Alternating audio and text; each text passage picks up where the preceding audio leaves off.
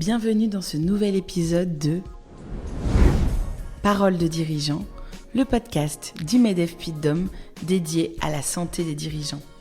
On parle souvent de productivité, de performance, de croissance, mais plus rarement de surcharge mentale, d'épuisement, de solitude. Autant de réalités qui mènent au surmenage. Un surmenage aux conséquences concrètes, troubles du sommeil, stress chronique, comportements addictifs et bien d'autres dérives insidieuses. Et pourtant, ce sont des réalités bien connues de nombreux chefs d'entreprise. Dans cet épisode, on aborde sans détour la face cachée du pilotage d'une entreprise. Quand la passion déborde sur la vie personnelle, quand la charge mentale devient invisible mais écrasante, quand dire non devient un acte de survie. Avec nous, Caroline Pinet, fondatrice d'Elado Shop, gérante de Select Finance et présidente des femmes chefs d'entreprise du Puy-de-Dôme. Vincent André, cofondateur de la marque outdoor Picture Organic Clothing, et Élise Ferrier, psychologue spécialiste des traumas et cofondatrice de la société AAC. Des visions, des expériences, mais le même constat. Il est urgent de repenser nos limites, notre rapport au travail et surtout notre bien-être. Des témoignages sincères, des erreurs partagées sans filtre et des conseils précieux pour reprendre le dessus avant que le corps ou la tête ne lâche. Bonjour, Vincent André, cofondateur de Picture Organic Clothing, qui est une marque d'outdoor que j'ai montée avec mes deux potes d'enfance en 2008. Donc bonjour, Caroline Pinet. Moi, je suis fondatrice de la société eladosshop.com, qui est une société que je viens de créer il y a 1 an. Je suis également gérante du cabinet de gestion de patrimoine Select Finance que je gère depuis 14 ans maintenant également. Et je suis présidente de l'association des femmes chefs d'entreprise du Puy-de-Dôme. Bonjour Vincent, bonjour Caro. Donc moi je suis Élise Perrier, je suis cofondatrice de la société AAC. Donc c'est un groupement de psychologues indépendants et donc je suis également psychologue moi je suis spécialisée dans les traumas et traumas ça peut être les traumas liés à la gestion de son temps de travail. Caro, Vincent, donc dans le cadre de mon activité, moi je vois beaucoup de personnes qui ont une problématique avec le travail, la gestion du travail et qui sont en burn-out. Et dans ce cadre-là, j'ai rencontré des chefs d'entreprise effectivement qui avaient complètement craqué et qui sont dans une situation où ils n'arrivent plus à gérer leur entreprise. On a toujours cette vision où le chef d'entreprise, c'est pas un humain. Il faut le déshumaniser puisque finalement, ça te fait rire Vincent. Finalement, on a cette vision que le chef d'entreprise, il absorbe tout, il est surpuissant, il peut tout gérer, il peut tout avaler, il résout tous les problèmes. Et au bout d'un moment, finalement, la mécanique, elle s'arrête. Et la difficulté, c'est d'aider ces personnes, finalement, quand elles sont déjà dans le burn-out et de les faire remonter. Alors moi, j'interviens avec des chefs d'entreprise quand il y a déjà des signes qui montre que le burn-out, il est là, ou il va bientôt arriver. Donc là, il y a différentes étapes. Et voilà mon rôle. Et c'était vrai que c'était intéressant de parler avec vous deux, puisque je crois qu'à des niveaux différents, vous avez été affectés par ça. Ouais. Et puis, alors là, la manière en plus dont tu dépeins le chef d'entreprise... alors moi, elle me plaît bien parce que ça nous fait passer un peu comme des héros. Donc moi, je trouve ça cool, qui peut tout prendre. Mais en règle générale, le chef d'entreprise est quand même très seul. Alors nous, ce qu'il y a de bien, c'est qu'on est 3. Je suis cofondateur.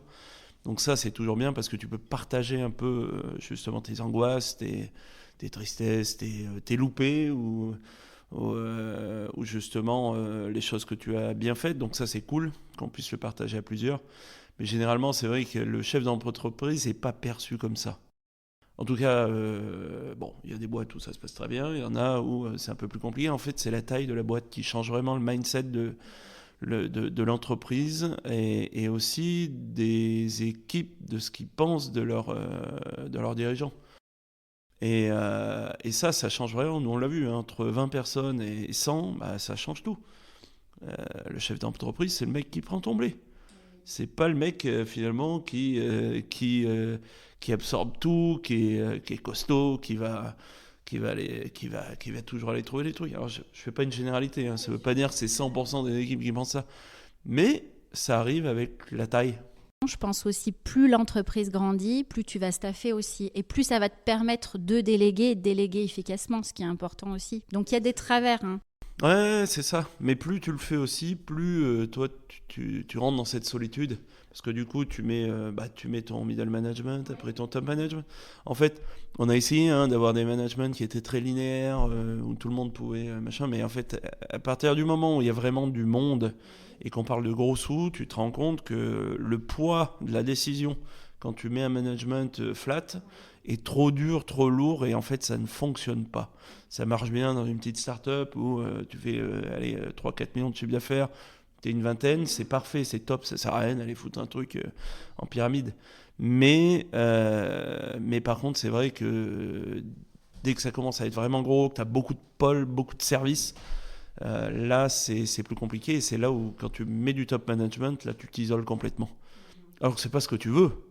En aucun cas, c'est un truc que tu as envie de faire et t'as pas envie de t'isoler. Personne n'a envie de s'isoler. Enfin, je veux dire, c'est terrible.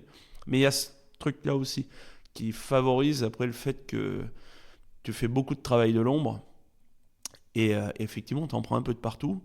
Et puis au bout d'un moment, c'est comme une pile qui arrive à zéro. Quand elle est à zéro, elle est à zéro, quoi. Et tu crois quand tu es la tête dans le guidon, ouais, Caro, que tu les vois, les signaux ? Disons que les signaux, tu les sens arriver, mais tu te dis non, mais pas moi, ça va. Là, pour l'instant, je gère, je maîtrise, tout se passe bien. Je vais décompresser ce week-end, lundi, c'est reparti. Et c'est peut-être toute la difficulté, c'est savoir à un moment donné quand est-ce qu'il faut réellement qu'on s'arrête et qu'on se dise, ok, là maintenant, c'est vraiment la limite, il faut faire un stop. C'est intéressant d'écouter ce que tu dis. J'aurais des questions à te poser pour savoir justement quels sont les signaux, parce que à l'inverse, moi je pense qu'aujourd'hui je gère une cadence de travail qui fait que je suis tout le temps en bord d'eux. J'ai cette conscience réellement, j'ai cette prise de conscience où je sais que je suis au bord de plein de choses. Et donc tous les vendredis soirs, je m'arrête en me disant c'est bon, ce week-end tu recharges les batteries, tu repars lundi. Pour l'instant, les semaines s'enchaînent, les mois aussi, ça tient à peu près. Les années continuent, jusque-là ça passe. Mais j'ai toujours cette chose en alerte derrière en me disant attention. Et les signes, à quel moment tu sais que tu vas craquer, la prise de conscience en fait est difficile. Parce que comme tu dis justement, comme on est tout seul, au final, on n'a pas de référent et tu n'as personne pour te dire attention, là tu vas trop loin. Et quand les proches te le disent, de toute façon, c'est parce qu'ils n'ont pas compris ta vie. Donc, ils ne peuvent pas avoir un jugement juste. Ouais, c'est très vrai. C'est très vrai ce que tu dis. En fait, les premiers signaux, c'est typiquement, le matin, tu te lèves, alors tu n'as pas fait la fête, mais par contre, tu as une gueule de bois phénoménale. Ouais, tu as différentes phases, on dit vraiment. Tu as la première phase, je dirais, où tu sens que tu vas vite. Tu vois, tu t'adores ton boulot, tu y vas à fond, tu comptes pas ton temps, tu veux être le meilleur. Après, tu as la deuxième phase où tu n'as plus le temps. J'ai plus le temps, j'arrive de plus en plus tôt au travail le matin, je repars de plus en plus tard le soir. Je commence un petit peu à avoir des lombaires, des douleurs au cervical. Tu vois, les yeux, je vois un peu moins. Souvent, je vais chez l'ophtalmo parce que ma vue, elle a diminué. J'ai de plus en plus mal à la tête. J'arrive à la maison, je commence un petit peu à avoir des difficultés à m'endormir. Le sommeil est moins fluide. Petit à petit, on avance, et là, on prend des excipients, des anxiolytiques, pour dormir, des somnifères. Ça peut aller jusqu'à la prise d'alcool, la cocaïne. Il y en a aussi qui se font aider, qui vont voir un psychologue. Là, c'est bien à ce moment-là, un psychologue ou autre thérapeute. On peut arrêter, mais parfois, ça continue. Et ça continue jusqu'à ce que je te rejoins. Tu arrives un matin, je ne peux plus me lever. Le corps, c'est plus possible, ou bien je me lève, mais je me mets à pleurer en réunion, je craque complètement, je peux faire des malaises, je peux m'évanouir, mais là on est au bout. Et puis parfois, malheureusement, il y a la fenêtre qui est ouverte, et puis il y a des chefs d'entreprise ou autres, c'est tentant. En fait, c'est pas que tu le vois pas arriver. Tu sais que c'est là, mais c'est juste que ça ne t'arrange pas de le voir arriver. Parce que tu as des objectifs à atteindre, tu as des sociétés à faire tourner, tu as des salariés qui comptent sur toi, qui eux te voient tellement loin comme une machine super puissante que y a pas de raison que ça se passe pas. Mais tu as parfaitement conscience que tu joues avec les limites. Je pense qu'on est tous assez honnêtes pour le reconnaître. Mais il y a toujours ce petit truc en plus où ça passe. Donc, t'y retournes parce que ça va passer. Et puis parce que quand les journées font 24 heures, quand tu peux pas sacrifier tant de travail, tu manges pas des fois parce que tu travailles pendant que les autres mangent. Effectivement, tu attaques tes journées beaucoup plus tôt le matin parce que les enfants sont pas encore levés, parce que les mails sont pas encore tombés, parce que tu as un temps d'efficacité certain. Et puis le soir, tu essayes d'être aussi efficace, mais tu es tellement crevé que tu fais pas un job hyper qualitatif quand même le soir. Faut dire ce qui est. Mais c'est... je sais pas comment tu peux exprimer ça. En fait, on vit dedans. C'est notre quotidien, c'est notre monde à nous. Il n'est pas si mal que ça, somme toute. Mais voilà, et je pense je sais pas si le fait d'avoir conscience de ça te permet de te préserver. C'est là où je me pose encore un petit peu cette question. Non, j'en avais conscience. Ouais, tu vois, j'attaquais, je pense, à 9h le matin et je finissais par contre à minuit le soir. Quand t'es en phase de croissance et en phase de lancement, en fait, le truc, c'est que comme tout bouge très vite et que t'es quand même plus drivé par les sales que par finalement le reste, t'as des questions toute la journée, il faut y répondre, c'est aussi ton job. Donc ça, c'est OK. Mais du coup, après, il faut faire tout le reste. Et tout le reste, du coup, tu le fais... Bon, à l'époque, ce qui était arrangeant pour nous trois, c'est qu'on n'avait pas d'enfants. Donc, tu n'as pas besoin d'aller les chercher à l'école. Par contre, ta vie personnelle, tu la mets complètement à côté, quoi. Puis t'es en échec, dans ta vie perso, t'es en échec total. Ouais, c'est comme ça, mais après, c'est un choix. Mais c'est vrai que c'est cette espèce de rendement, et là, je te rejoins totalement, c'est que tu dis merde, mais putain, demain matin, oui, il y a cette réunion, je me reposerai pas demain matin. Et en fait, t'as toujours ça qui te rappelle. Ah ouais, mais il faut que j'aille à Annecy, parce que du coup, il faut qu'on fasse ça avec les gars. Ah ouais, mais... Et du coup, tu dis ah ouais, mais en fait, t'as pas ce temps-là. Tu peux pas te dire, matin, Et c'est ça que tu apprends à faire après. Après, tu apprends à le faire, notamment avec l'arrivée des enfants. Ouais, en fait, tu as une to-do list à l'infini en permanence. Et ce qui est d'autant plus... c'est difficile parce que autant un salarié, tu peux lui expliquer qu'il a son temps perso, il faut privilégier ses plannings, son horaire de travail. C'est toute la difficulté avec le chef d'entreprise, c'est que le planning, finalement, on n'a pas d'horaire, c'est à rallonge, il bouge, mais il faut quand même, et là j'insiste, la vie perso, le bien-être personnel est hyper important. C'est facile à dire, on a les contraintes de l'entreprise, mais il faut se mettre dans l'esprit aussi que les batteries qu'on va recharger dans la famille, en faisant une activité, ou en calant ne serait-ce qu'1 heure ou 2 heures par semaine de sport ou d'activité où je prends l'air, où je fais du yoga ou je ne sais quoi, c'est capital, puisqu'un chef d'entreprise qui recharge ses batteries, c'est un chef d'entreprise qui est performant dans l'entreprise et qui va être efficace. Un chef d'entreprise qui est au bout, qui a plus de plaisir, que ce soit dans la vie perso ou dans ses loisirs, il sera moins efficace. Tu vois, je rebondis sur ce que tu dis. Moi, je sais que la période Covid, ça a été une période sur laquelle j'ai pris pleinement conscience que je ne veux pas de travail à la maison. C'est clair.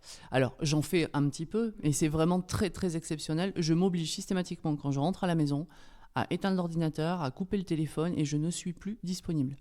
Et vraiment, et j'ai un petit peu de mal avec les gens qui prônent le télétravail. Il y a quelque chose qui me perturbe avec ça. Alors je le valide, j'ai des collaborateurs qui travaillent en télétravail, c'est pas le souci, mais j'avoue que j'ai un petit peu de mal à comprendre. Comme tu dis, la maison c'est un lieu de vie, c'est pas un lieu de travail. Et je pense qu'à partir du moment où tu fais la fusion de ces deux mondes, t'es foutu. T'as passé un cap et ça c'est plus possible. Et ensuite, comme tu dis, on est chef d'entreprise, on a la capacité de gérer nos emplois du temps. C'est-à-dire qu'à un moment donné, il faut aussi savoir dire non à ses clients. Non, là, aujourd'hui, à telle heure, je ne suis pas disponible. Moi, aujourd'hui, c'est quelque chose que je fais systématiquement entre midi et 2. J'ai 2 heures pour aller au sport. Et je ne veux pas faire sauter mes séances. Quand je les fais sauter, c'est vraiment parce que le rendez-vous client est très important. Mais ça reste exceptionnel. Tous les midis, j'ai 2 heures, je suis au sport. On ne m'appelle pas, ou très rarement, je ne réponds pas aux mails, je ne fais rien. Ouais, non, mais c'est... Alors moi, c'est pas les 2 heures d'entre midi et 2. Moi, c'est le moment où je vais chercher les kids. Ça, maintenant, je déroge plus à ça. J'ai pas vu mon fils ces 2 premières années de vie, notamment à cause du boulot. Et en fait, ça, je me suis dit, mec, ça, tu pourras jamais le rattraper. Ça, c'est fini à tout jamais. Donc, ces 2 années que tu aurais pu vraiment voir les premiers moments où il marche, machin et tout, t'as pas été là. Et ça, c'est une réalité. Mais du coup, c'est, en fait, est-ce que ça te fait du mal ou pas, ça ? Oui ou non ?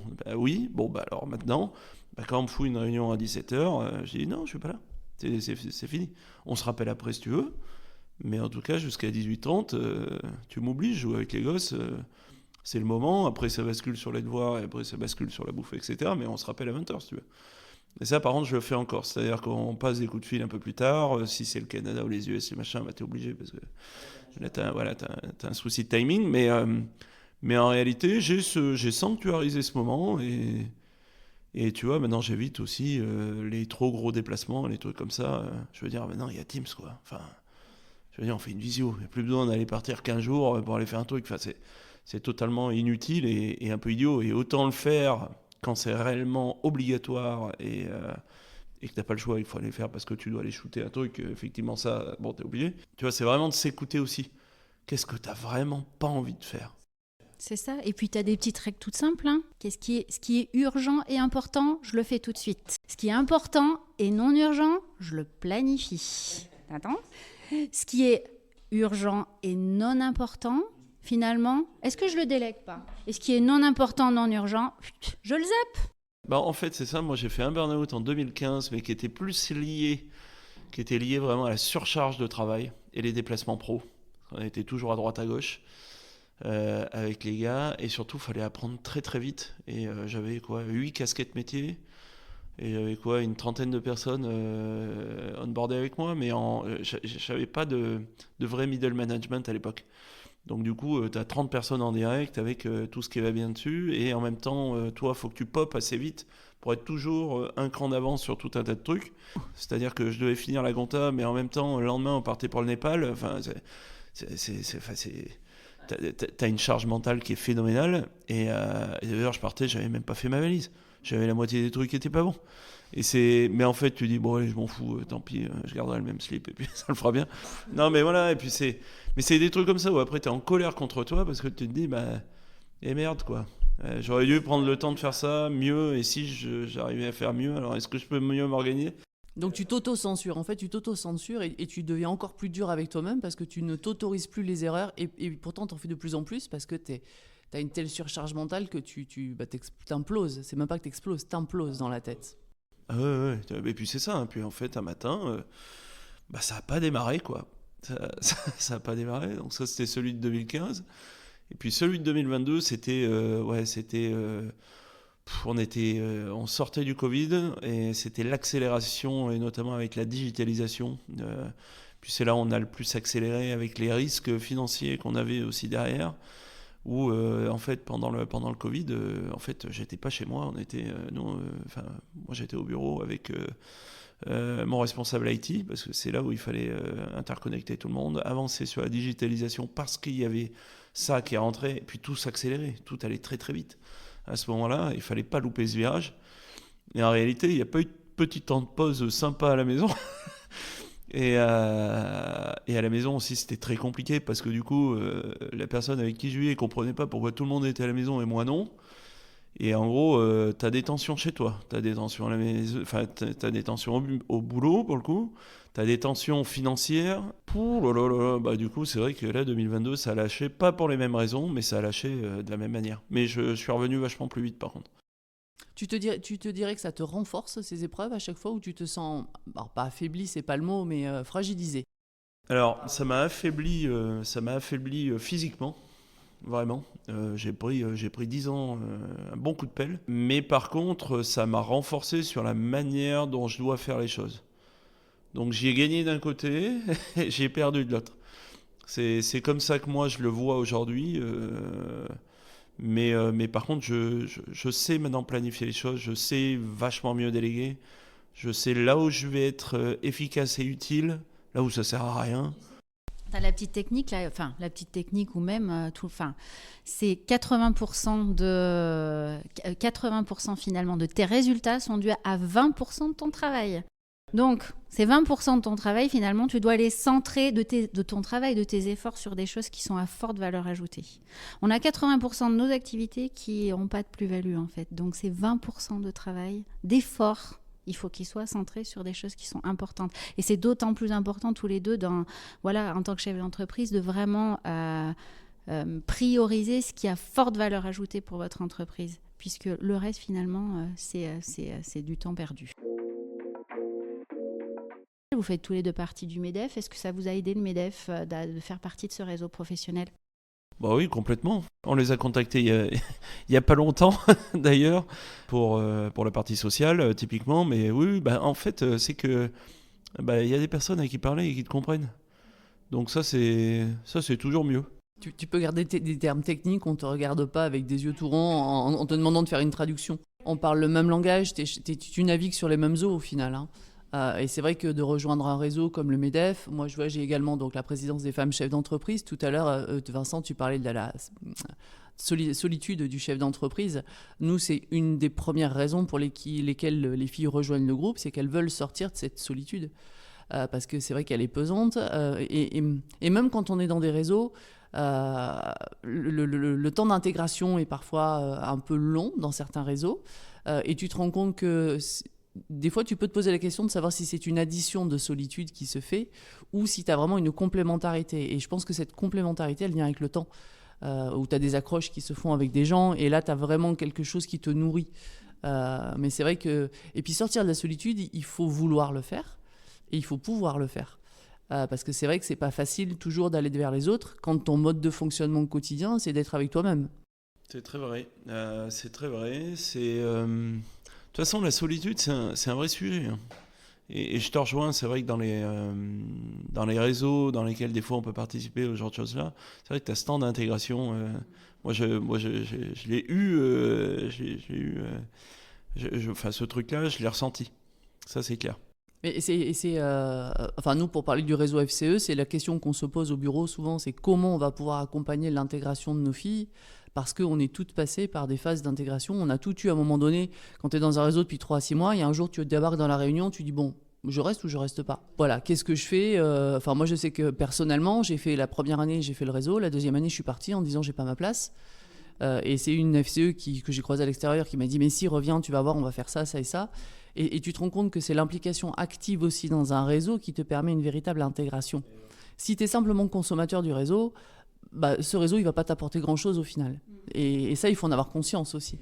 Il faut se sentir bien aussi dans un réseau ou dans une organisation patronale, quelle qu'elle soit, pour se livrer, parce que finalement, quand on est au bord de la rupture ou quand ça va pas ou quand on a des difficultés, on va pas aller, si ça fait un mois qu'on est dans le réseau des FCE, on va pas aller en parler tout de suite, puisque faut qu'on ait confiance quand même en l'autre pour se livrer et puis pour que l'autre puisse nous apporter des solutions. Donc c'est pour ça il faut persévérer aussi dans ces réseaux et il faut pas hésiter. Mais c'est pas simple, c'est pas un exercice difficile. Les organisations patronales apportent beaucoup aussi quand on est pas bien, parce que je pense qu'ils ont cette vision peut-être pas du confident, mais de l'expertise. Et se confier à eux, leur demander vous n'avez pas quelqu'un qui peut m'aider ? Et je pense qu'ils peuvent servir de bon intermédiaire et on peut avoir finalement des difficultés dans la gestion du temps. Et s'ils nous apportent aussi des solutions, par exemple, au niveau compta, au niveau commercial, au niveau marketing, on se libère du temps, on se libère de la charge mentale. Donc c'est hyper important de les solliciter aussi. Oui, d'autant qu'ils apportent des organisations avec des petites cellules, des thématiques, où chacun peut venir trouver sa place. Et ça, ça donne du sens en fait à l'appartenance au réseau.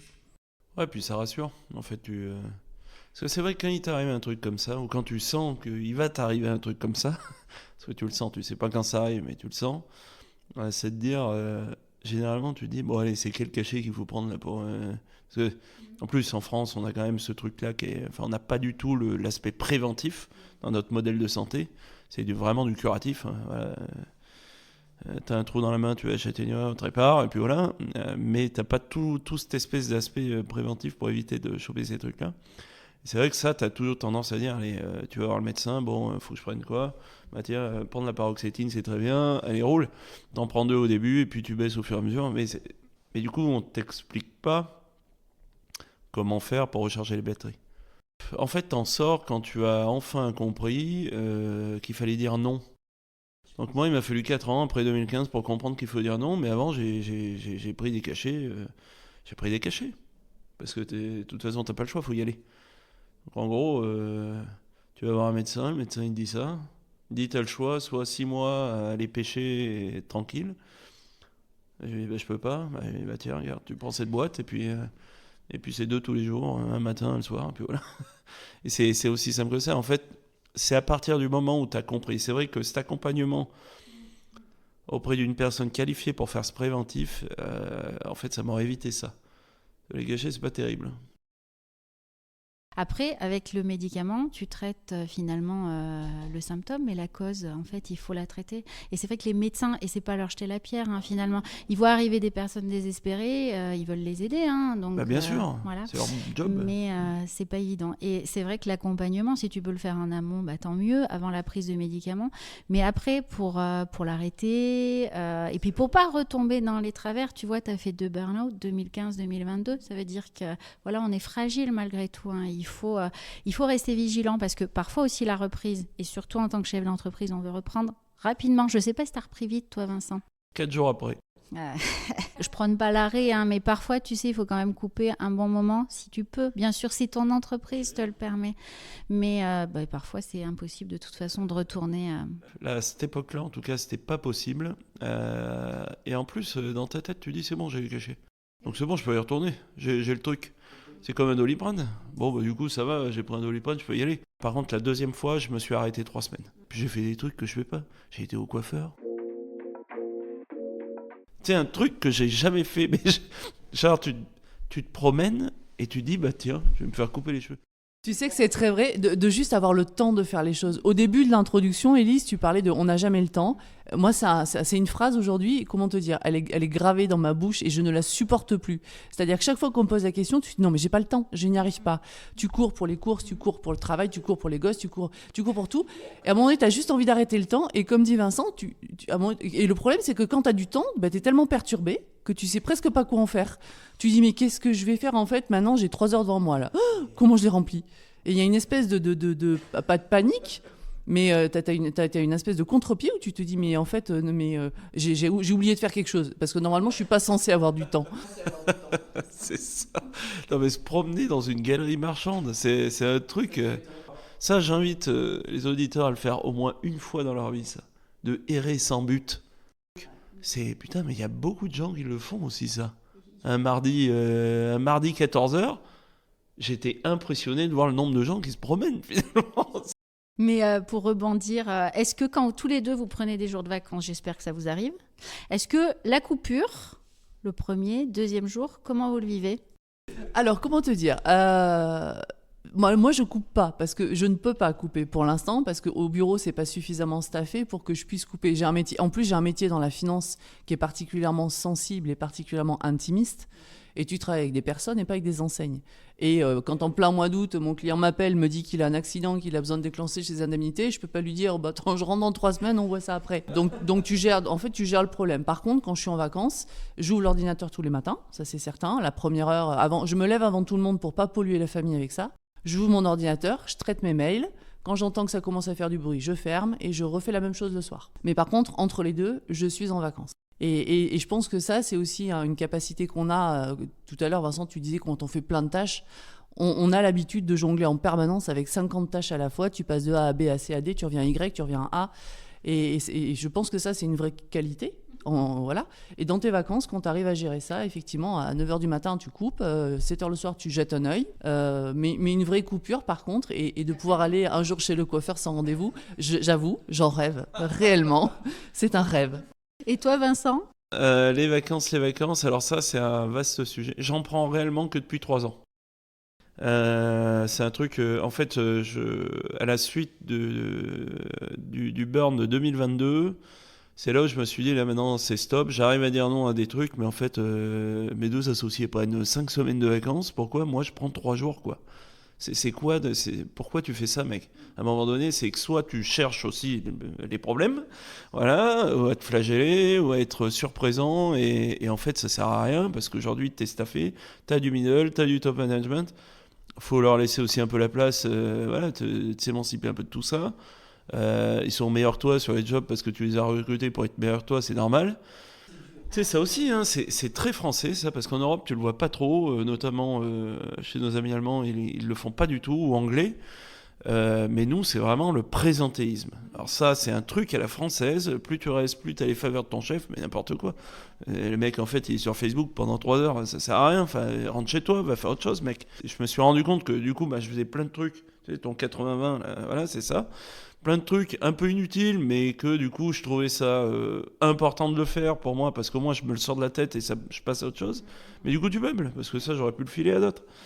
Et tout ça fait que du coup tu prends pas de vacances, du coup tu t'engueules avec ta femme, tes gosses te voient pas trop, tu passes pas trop de temps avec eux, donc des fois ils sont un peu sous tension aussi, et en fait tout ça, à un moment donné tu te dis bon allez stop, si mes associés prennent 5, je prends 5 quoi. Et en fait s'il y a vraiment un truc urgent, ils me mettent un texto, donc je sais que si c'est urgent, j'ai un texto, c'est qu'il faut que je regarde. Ce qui est bien, c'est que vous arrivez tous les deux quand même à prendre du temps, à prendre ce temps-là.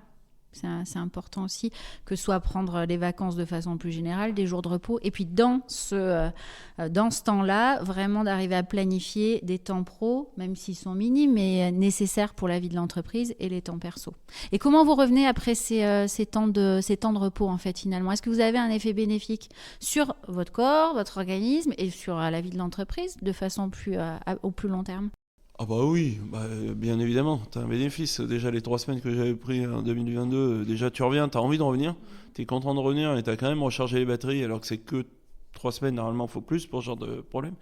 Et puis après les vacances, franchement, tu reviens. Alors je fais jamais 3 semaines consécutives, hein. C'est 2 semaines maximum en consécutif, ça c'est ce qu'on s'est donné avec ma femme comme règle. Mais ouais, déjà 2 semaines, franchement, si les enfants n'ont pas été terribles, généralement, tu reviens reposer.